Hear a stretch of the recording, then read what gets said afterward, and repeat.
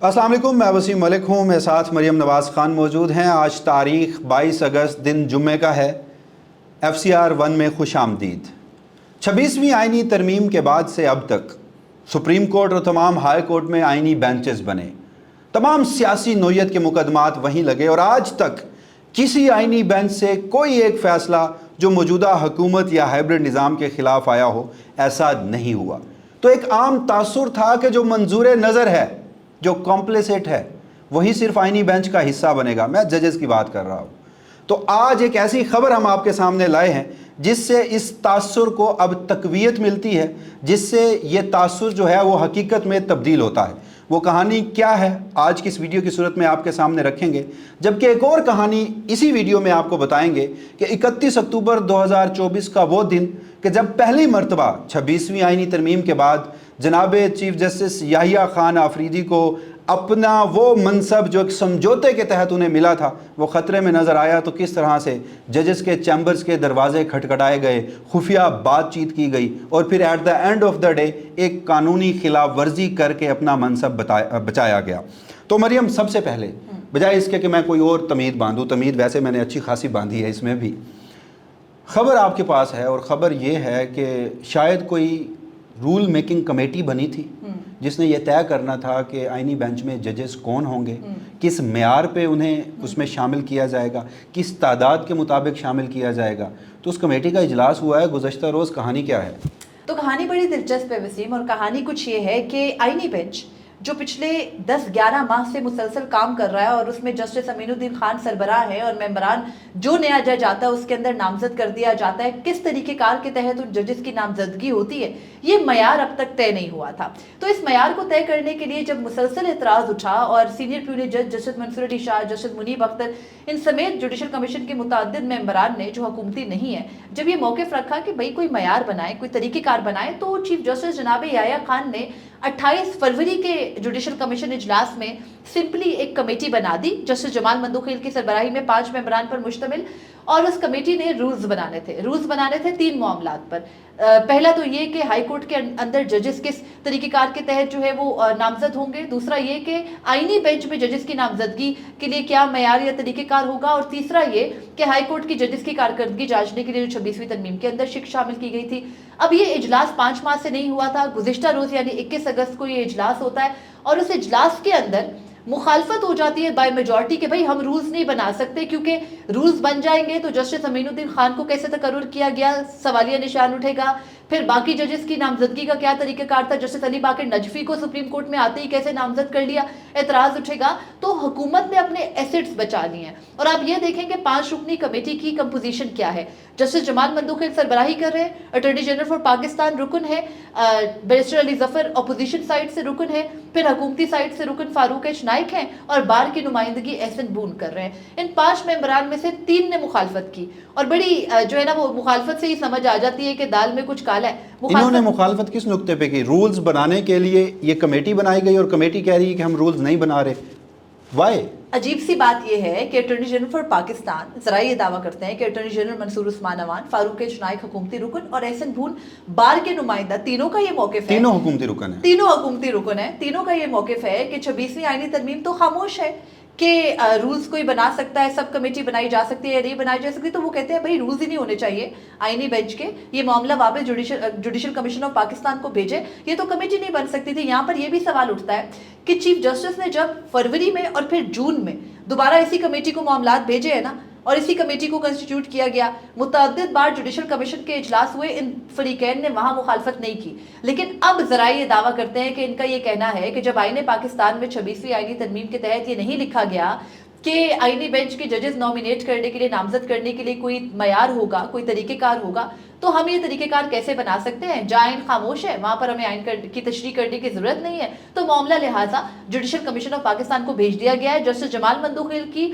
और बैरिस्टर अली जफर की, जो कि पाकिस्तान तहरीक इंसाफ के नुमाइंदा है जुडिशल कमीशन में, उन दोनों का ये मौक़िफ़ था कि हम रूल्स भी बना सकते हैं, और उनमें मौक़िफ़ ये भी था कि रूल्स बनाने में ये हो कि आईनी बेंच के अंदर सीनियर जजेस को नॉमिनेट किया जाए। ये ना हो कि कोई जज गुज़िश्ता रोज़ सुप्रीम कोर्ट में जो है वो सुप्रीम कोर्ट का जज बने और अगले दिन आप उस اس کو आईनी बेंच का सरबराह बना दे। आपको याद होगा ये इतराज मुतअद्दिद नहीं, बार हो मुझे चुका एक है। बात बताएं, इसी जुडिशल कमीशन की बनाई गई एक कमेटी जिसकी सरबराही भी जस्टिस जमाल मंदोखेल कर रहे थे, उन्होंने हाई कोर्ट के चीफ जस्टिस और हाई कोर्ट के सुप्रीम कोर्ट में आने वाले जजेस की तकर्री के लिए एक तरीकाकार तय किया था। बिल्कुल किया था। उसका आइन इजाज़त देता है, जहां आपकी अपनी मर्जी हो तो आपको आइन इजाज़त भी देता है और आप रूल्स भी बनाते हैं और जेसीपी जो है उन रूल्स की मंजूरी भी देता है। लेकिन जहां मामला आपके खिलाफ जाए, जस्टिस अमीनुद्दीन खान जैसे हीरे को, बाकी आइनी बेंच में शामिल तमाम जजेस को आप प्रोटेक्ट ना कर सकें, उनको आइनी बेंच में आपने किस लिए नामजद किया उसकी वजूहात ना बता सकें, तो फिर आइन आपको इजाज़त नहीं देता। वहां पे आइन की पाबंदी आ जाती है, जबकि इन लोगों ने अभी तक आइन के साथ क्या कुछ कर लिया हुआ है। और आज तक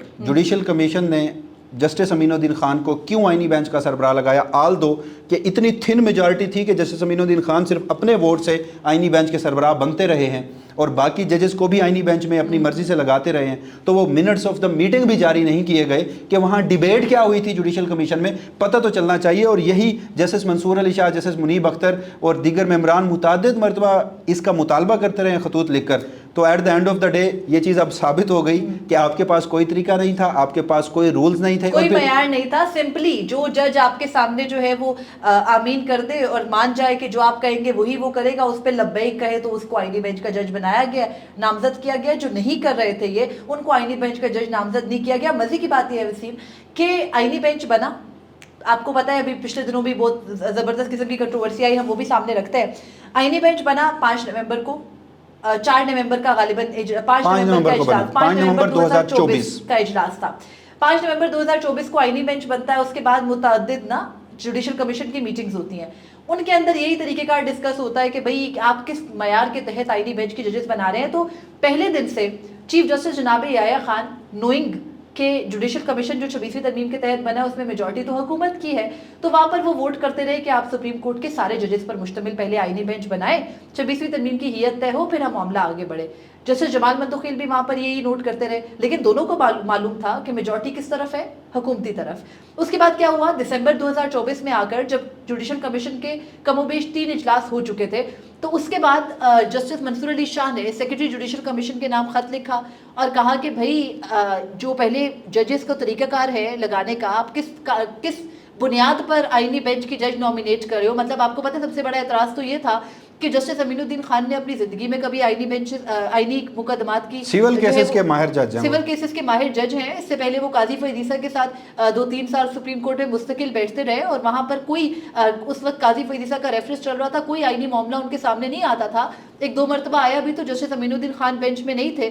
तो फिर ये सवाल हुआ कि जिस जज ने आज तक अपनी जुडिशल करियर के अंदर आईनी मुकदमात की समाअत ही ना की हो और उनको आईनी मामलात का एक्सपर्ट ही ना समझा जाता हो, सिविल सूट्स का एक्सपर्ट माना जाता हो, उनको आप आईनी बेंच का सरबराह कैसे लगा सकते हैं। तो ये बात जब उठी, ये सवाल जब हुआ, जस्टिस मंसूर अली शाह ने खत भी लिखा। उसके बाद क्या हुआ, आपको याद होगा मशहूर ज़मानत जुडिशल कमीशन का इजलास 10 फरवरी का, जिसमें सुप्रीम कोर्ट में 6 जज एक साथ नामजद किए गए, मुकर्रर किए गए वहाँ से। और याद होगा आपको कि जस्टिस मियां गुल हसन औरंगजेब को आर्जी जज के तौर पर लाया गया।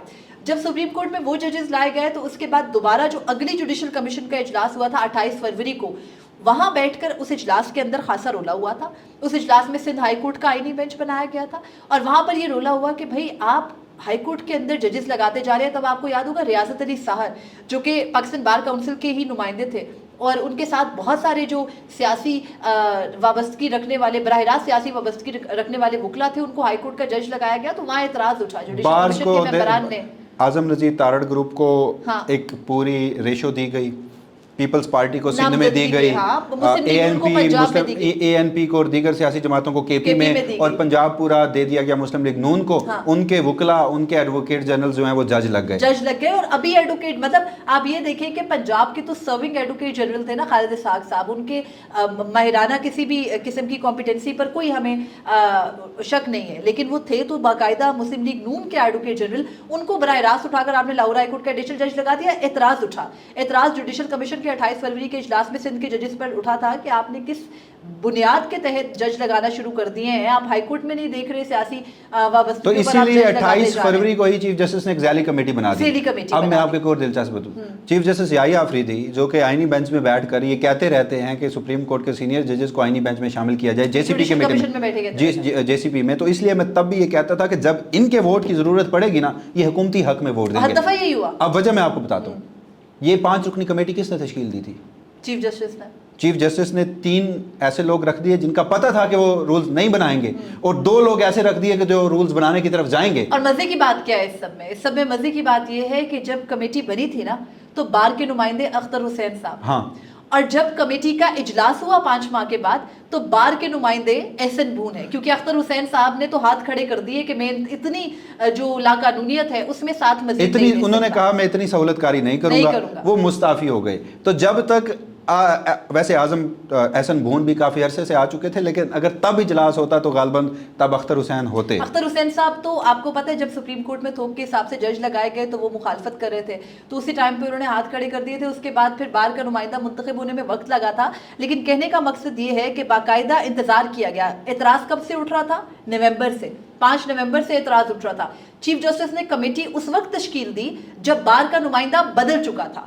تو کہنے کا مطلب یہ ہے کہ آپ نے ایک چیز کو جان بوجھ کے اتنا ڈیلے کیا کہ ایک طرف آپ نے اپنی فیس سیونگ کروا لی کہ دیکھیں نا ہم نے تو ججز کی نامزدگی کے لیے طریقہ کار بنانے کے لیے کمیٹی بنا دی ہوئی ہے، اور وہاں پر جوڈیشل کمیشن میں جو ہر مرتبہ جسٹس منصور علی شاہ، جسٹس منیب اختر اور پاکستان تحریک انصاف کے نمائندگان شور مچاتے تھے، وہ شور آپ نے ٹیکل کر لیا. اچھا، ویسے ایک اور دلچسپ بات بھی ہے، چلیں آپ تو یہ رولز کو رو رہی ہیں نا کہ کوئی رولز نہیں ہے، کوئی تھریش ہولڈ نہیں ہے، کوئی کرائٹیریا نہیں ہے کہ آپ نے آئینی بینچ میں کتنے اور جو ججز ڈالنے ہیں ان کی قابلیت کیا ہوگی. وہیں پہ آج تک یہ آئینی بینچ کام کر رہا ہے. اس آئینی بینچ نے ملٹری کورٹس، ججز ٹرانسفر کیس، مخصوص نشستیں، یہ سارے فیصلے سنائے ہیں. اس آئینی بینچ کے آج تک رولز بھی نہیں بنے. اور آئینی بینچ کے رولز بنانے کے لیے مزے کی بات یہ ہے کہ آئینی بینچ کی جو کمیٹی ہے نا، جسٹس امین الدین خان کی سربراہی میں، اس میں جسٹس محمد علی مظہر اور جسٹس جمال مندوقل شامل ہیں. وہ بھی شروع میں بڑی ایکٹیو تھی. میں نے آج چیک کیا، وہ پریس ریلیزز جاری کرتے تھے. شروع کے اجلاس ان کے بھی بڑے باقاعدگی سے ہوتے تھے. پھر وہ بھی ان کا بھی مٹی پاؤ پروگرام شروع ہو گیا، supreme court practice and procedure committee کی طرح. اجلاس ہوتا ہی نہیں ہوتا، ایک جو ہے وہ جسٹس امین الدین خان کے اپروول کے ساتھ ایک کازلس جاری ہو جاتی ہے، مرضی کے مقدمات کی سماعت ہوتی ہے. پچھلے 2 مہینے سے تو جب سے مخصوص نشستوں کا زبردست فیصلہ دیا آئینی بینچ نے، اس کے بعد تو آئینی بینچ اب تک غیر فعال ہے اور اطلاع ہے کہ چھٹیوں کے بعد ہی فعال ہوگا. اچھا چلیں دوسرے مدعے کے، ہاں یہ دیکھیں آپ کے وہ جو ایک تاثر تھا کہ اپنے لوگ لائے جاتے ہیں تو وہ اپنے لوگ لائے جاتے ہیں، پھر ان کو پروٹیکٹ بھی کیا جاتا ہے. اور مستقبل کا فیصلہ بار بار کہتے رہے کہ دیکھیں یہ تو ضرورت تھی جوڈیشل سائٹ پہ ہم رولز بنائیں گے، میں آپ کو بات بتاؤں، سب باتیں ہوا میں نظر آئی. ابھی اگر رولز بن جاتے، امین الدین خان صاحب کی ریٹائرمنٹ سے پہلے 27ویں آئینی ترمیم اگر نہیں ہوتی اور ان کو ایکسٹینشن نہیں دی جاتی تو نیا ایک آئینی بینچ کا سربراہ چاہیے ہوگا. وہ کس کرائٹیریا سے ہوگا وہ تو اسی ووٹنگ سے طے کر لیا جائے گا. اگر رولز بن جاتے تو پھر آپ کو جسٹس منصور علی شاہ، جسٹس منیب اختر یا ایٹ لیسٹ جسٹس یحییٰ آفریدی کو سربراہ بنانا پڑتا، اور پھر سینیورٹی کے حساب سے جب تمام ججز آتے تو 26ویں آئینی ترمیم کے جو بنیاد تھی وہ مٹ جاتی. شدید کچھ یہ بھی تھی کہ سوچ جو تھی نا رول میکنگ کے پیچھے وہ بھی یہی تھی کہ سینئر ججز کو پہلے کنسیڈر کیا جائے. دیٹس وائی رولز کی طرف بات جانے نہیں دی جا رہی اور آئین کا سہارا لیا جا رہا ہے، آئین کو استعمال کیا جا رہا ہے کہ وہ خاموش ہے. بہرحال آگے بڑھتے ہیں دوسرے ٹاپک کی طرف. 31 اکتوبر کی ناظرین ایک کہانی ہے، 31 اکتوبر 2024 کی. اس سے قبل چیف جسٹس یحییٰ آفریدی ایک دن ان کے اوپر ایک بھوت سوار ہوا. انہوں نے کہا کہ میں شفافیت کا علم بلند کر دیتا ہوں، اور تب جب انہوں نے سپریم کورٹ میں کھڑے ہو کے پرچم بلند کیا 14 اگست کو سپریم کورٹ میں پہلی مرتبہ، بلکہ اسلام آباد ہائی کورٹ میں بھی ہم نے دیکھا تقاریب ہوئیں، جو پولیس بینڈز تھے وہ بینڈ باجا بارات جس طرح سے کہتا ہے جشن آزادی کے لیے وہ وہاں پہ پہنچے. ٹھیک ہے، جشن آزادی منانا چاہیے، لیکن ججز کا کام انصاف دینا ہے، اور یہ پہلی مرتبہ ہو رہا تھا 26ویں آئینی ترمیم کے بعد. تو اس روز اچانک سے انہوں نے نا ویب سائٹ پہ اکتوبر سے لے کر اکتوبر 2024 سے مئی 2025 تک جتنے بھی پریکٹس اینڈ پروسیجر کمیٹیوں کے اجلاس تھے نا وہ پبلک کر دیے. اس اجلاس میں مریم ایک نئی چیز سامنے آئی کہ 31 اکتوبر کو جو 2 رکنی کمیٹی، اس وقت کی پریکٹس اینڈ پروسیجر کمیٹی جس کے اوپر ہم متعدد بار بات کر چکے ہیں کہ قانون کی خلاف ورزی کی گئی تھی، تو چیف جسٹس یحییٰ آفریدی نے ایک مرتبہ پھر وہ معاملہ پبلک ڈسکورس میں لا کے کھڑا کیا اور کہا کہ وہ جو جسٹس منیب اور جسٹس منصور نے اس وقت قانون کے مطابق ایک قانونی کمیٹی جو کہ پریکٹس اینڈ پروسیجر عدالت سے فل کورٹ سے انڈورس تھی، جس کے حق میں آپ نے ووٹ دیا تھا، جس کو خود چیف جسٹس یحییٰ آفریدی نے اپنے پہلے دن بنایا تھا. جسٹس منیب اختر کو قاضی فیضی صاحب نے نکال دیا تھا پریکٹس اینڈ پروسیجر کمیٹی سے. چیف جسٹس نے آتے ہی پہلے دن واپس جسٹس منیب اختر کو ایڈ کیا، یہ دکھانے کے لیے کہ میں اپنے ججز کے ساتھ کھڑا ہوں. ان کا فیصلہ تھا کہ 4 یا 5 نومبر کو فل کورٹ بیٹھے، 4 نومبر کو فل کورٹ بیٹھے، 26ویں آئینی ترمیم کے خلاف جتنی بھی درخواستیں تھیں وہ سنیں. اب وہ فیصلے پر تو عمل درآمد نہیں کیا گیا، لیکن چیف جسٹس یحییٰ آفریدی نے جواباً کیا لکھا تھا ان 2 ججز کو، وہ پہلی مرتبہ 14 اگست کو پبلک ڈسکورس میں آیا اور کہا گیا کہ میں نے تمام ججز سے رائے لی. 13 जजेस से मैंने सुप्रीम कोर्ट के उस वक्त राय ली, हालांकि उस वक्त 16 जजेस से सुप्रीम कोर्ट के, 3 से क्यों राय नहीं ली गई ये भी एक सवाल है। उसके बाद उन 13 में से 9 जजेस ने कहा कि ये फुल कोर्ट के सामने नहीं जाना चाहिए, ये आईनी बेंच का मामला है। और फिर उन जजेस से क्या बातचीत हो गई, बंद कमरों में क्या सवालात पूछे गए, जजेस की जवाब क्या था, और फिर जजेस किस कैपेसिटी में ये कह रहे हैं कि आप कमेटी का जो फैसला है उसको आप इस तरह से डिसरिगार्ड कर दें। तो ये चीज़ें जब पब्लिक डिस्कोर्स में आई और उन्होंने खुद को एक शफाफियत का अलमबरदार साबित किया, तो फिर 10 महीने बाद तो अच्छा दिलचस्प बात, फिर जब जस्टिस मुनीब अख्तर और जस्टिस मंसूर अली शाह ने उसके ऊपर एक जवाब दिया, 2 रोज़ कबल, उसके बाकी मंदरजात पे मैं आता हूँ, मैं आपसे बात करता हूँ, लेकिन उसमें ये भी इंकशाफ हुआ कि गालबन उस इजलास के बाद एक और प्रैक्टिस एंड प्रोसीजर कमेटी का इजलास हुआ था, मुझे एग्जैक्टली तारीख याद नहीं है, उस खत में दर्ज है, और उसमें जस्टिस मंसूर अली शाह ये कहते हैं कि मैंने ये मुतालबा किया था कि आप मिनट्स ऑफ मीटिंग्स जो हैं वो गुज़श्ता इजलास वाले वो पब्लिक करें। लेकिन उस वक्त कमेटी ने याहिया आफरीदी साहब और अमीनुद्दीन खान ने कमेटी में ये कानूनी फैसला किया था कि ये मिनट्स ऑफ मीटिंग जो हैं पब्लिक नहीं होंगे, और फिर अचानक से 10 महीने बाद वो पब्लिक कर दिए गए, और अपना फैसला इन दोनों अमीनुद्दीन खान और याहिया आफरीदी साहब ने अंडू भी किया। ये भी जस्टिस मंसूर अली शाह जो कि आज तक कमेटी के तीसरे रुकन है उन्हें नहीं बताया गया, यानी ये मौसूफ एक तो उस प्रैक्टिस एंड प्रोसीजर कमेटी के फैसले की खिलाफ वर्जी करते पाए गए और फिर अपने फैसले की खिलाफ वर्जी 10 महीने बाद कर दी। बहरहाल जजेस ने अपने खत के अंदर बड़े ही तफसील के साथ ये लिखा कि प्रैक्टिस एंड प्रोसीजर ने जब कमेटी ने जब खुद ये तय किया था कि minute of the meeting public नहीं करने, तो उस फैसले की खिलाफ वर्जी करके जो वो अपलोड किए गए ये भी पहली मर्तबा नहीं था। प्रैक्टिस एंड प्रोसीजर कमेटी के फैसलों की खिलाफ वर्जी मामूल बन चुकी है। बहरहाल हुआ ये कि इस सारी कहानी के पीछे यानी 26वीं आईनी तरमीम जिसका पोस्ट निज़ाम हम इस वक्त अदलिया का देख रहे हैं, जो कुछ हो रहा है अदलिया के अंदर सब कुछ उसके सम्राट हैं, उसके खिलाफ मुकदमे को मुकर्रर ना करने में चीफ जस्टिस जनाब याहिया खान ने मुकम्मल सहूलत कारी की। लेकिन फिर उनको अचानक, जैसे आपको वसीम ने बताया, उनको अचानक कुछ हुआ, उन्होंने शफाफियत का अलम पता नहीं क्यों जश्न आज़ादी वाले दिन जो है वो बुलंद करना बेहतर समझा, minute of the meeting public कर दिए। जवाबन जस्टिस मंसूर अली शाह और जस्टिस मुनीब अख्तर ने खत लिखा और वो जो बकिया इंकशाफात थे वो किए और बताया कि 31 अक्टूबर 2024 को दोनों जज साहिबान सुबह जस्टिस याहिया आफरीदी के चैम्बर में गए और उन्होंने जाकर उनको कहा कि बराए करम हमें 26वीं तरमीम का मामला जो है उस पर इजलास बुलाने की ज़रूरत है। चीफ जस्टिस ने उन दोनों से रिक्वेस्ट की और उन दोनों ने ये कहा कि हमारी राय ये है कि आप फुल कोर्ट तश्कील दे दें, अवेलेबल जजेस पे ये मामला अदलिया की आज़ादी का है, हमें इदारा जाती रिस्पॉन्स हर सूरत देना होगा, इदारा जाती रद्द-ए-अमल के बगैर 26वीं तरमीम का मामला जो है वो अवामी एतमाद को बहाल नहीं कर पाएगा। अब ये बात जब उन दोनों जज साहिबान ने की तो चीफ जस्टिस जनाब याहिया खान ने बकौल जस्टिस मंसूर अली शाह और जस्टिस मुनीब अख्तर की उनसे रिक्वेस्ट की कि आप इस मामले को, इस जो हम तीनों अभी मिल रहे हैं, इसको प्रैक्टिस एंड प्रोसीजर कमेटी का इजलास ना कहिएगा, इसको हमारा बस इनफॉर्मल मीटिंग, गैर रस्मी इजलास हमारा कह दीजिएगा कि हम बस वैसे ही मिल रहे हैं, तो मैं 1 घंटा आप मुझे दें, मैं आपको बताता हूँ कि हमने क्या करना है। उसके बाद दोनों जज साहिबान कहते हैं कि 1 घंटा हमने अपने अपने चैम्बर्स में इंतजार किया। जस्टिस मुनीब अख्तर के चैम्बर में चीफ जस्टिस जनाब याहिया खान तशरीफ लाए, वहां आकर उन्होंने बताया कि मैंने सुप्रीम कोर्ट के जजेस से मशवरा किया है और उनके चैम्बर्स में जाकर मैंने मशवरा किया है और मेजॉरिटी की ये राय है कि हमें ये केस नहीं सुनना चाहिए। अब दोनों जज साहिबान ने कहा कि उसके बाद उन्होंने ये कहा कि चीफ जस्टिस ने ये कहा कि मैंने राय ले ली है। उसके बाद उन्होंने कहा कि हमने प्रॉपर इजलास बुलाया क्योंकि चीफ जस्टिस ने कहा था मुझे 1 घंटा दें, उसके बाद आप लोग इजलास कर लीजिएगा। उन्होंने प्रैक्टिस एंड प्रोसीजर जो एक्ट है उसकी शिक 2 के ज़ेरी शिक 2 के तहत जो कि उनको अख्तियार देती है कि मेजॉरिटी इजलास बुला सकती है, इजलास बुलाया, चीफ जस्टिस को मदऊ किया, चीफ जस्टिस ने आने से मुआज़रत कर ली और उसके बाद इन दोनों जज साहिबान ने बैठकर फैसला कर दिया बाय मेजॉरिटी कि सुप्रीम कोर्ट के फुल कोर्ट को बैठकर इजलास करना चाहिए। उसके बाद ये दोनों जज साहिबान कहते हैं कि चीफ जस्टिस ने अपनी मुखालफत की वजह, जो मैंने आपको बताया ना कि उन्होंने मुखालफत की, उसमें उन्होंने ये वजह दर्ज नहीं की कि उन्होंने सुप्रीम कोर्ट के जजेस से पूछा, उनमें से इतने इतनी बात की। उन दोनों जज साहिबान कहते हैं कि चीफ जस्टिस ने अपना जवाब जो था वो अगली जुडिशल कमीशन ऑफ पाकिस्तान के इजलास जो कि अगले रोज था 5 नवंबर को, सॉरी 31, वो भी फौरन इसी उसमें बुलाया गया आईनी बेंच तश्कील देने के लिए। दोनों जज साहिबान कहते हैं कि हमने जब 4 नवंबर को फुल कोर्ट का 26वीं तरमीम सुनने का फैसला किया तो उसके फौरन बाद हमें अचानक पता चलता है कि जुडिशल कमीशन का इजलास बुला लिया गया है। 5 नवंबर को जुडिशल कमीशन का इजलास होता है, उसके अंदर आईनी बेंच बना दिया जाता है और चीफ जस्टिस वहां पर कहते हैं कि उनकी राय ये है कि 26वीं तरमीम के बाद आईनी बेंच ही उसी मुकदमे को सुने जो आईनी बेंच की तश्कील से मुतालिक है।